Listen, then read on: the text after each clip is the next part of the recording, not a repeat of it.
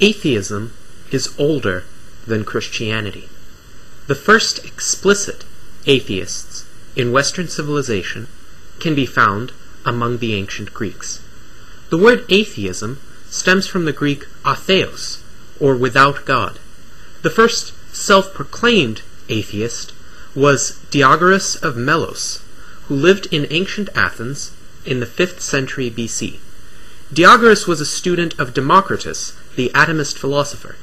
He denied the existence of the official gods of the Athenian city-state, since the gods did not seem to punish many vicious acts that they were supposed to have condemned. Just as religious intolerance plagues much of the world today, so did it then.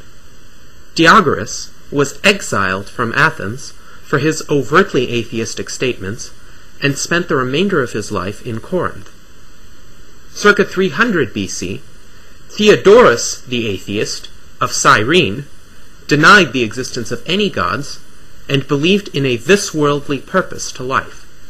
Theodorus argued that the goal of life was to pursue joy and escape grief, rather than seeking to worship any gods or obtaining any kind of afterlife.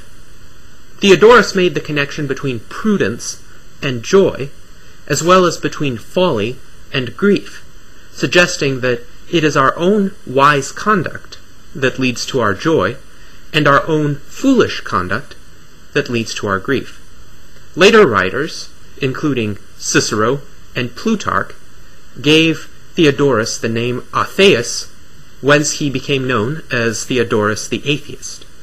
For his free-thinking ways, Theodorus was banished from both Cyrene and Athens, and as an ambassador apparently offended a few rulers with whom he tried to share his ideas. Through his book, On the Gods, Theodorus inspired the great philosopher Epicurus, who further developed Theodorus's orientation toward pursuing happiness and avoiding grief. Epicurus himself, while not an explicit atheist, formed a philosophy of life that atheists would have no problem with. If there were gods, argued Epicurus, they had nothing to do with human affairs and left people to fend for themselves, a point of view resurrected by the deists of the 18th century. Atheism was unfortunately stifled in the Western world by the rise of fanatical and intolerant strains of Christianity during the late Roman Empire.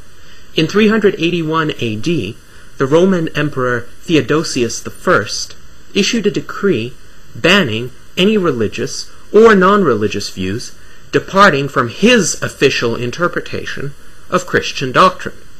Explicit atheism did not fully revive until the late 18th century, with such thinkers as the Baron d'Holbach and the Marquis de Condorcet.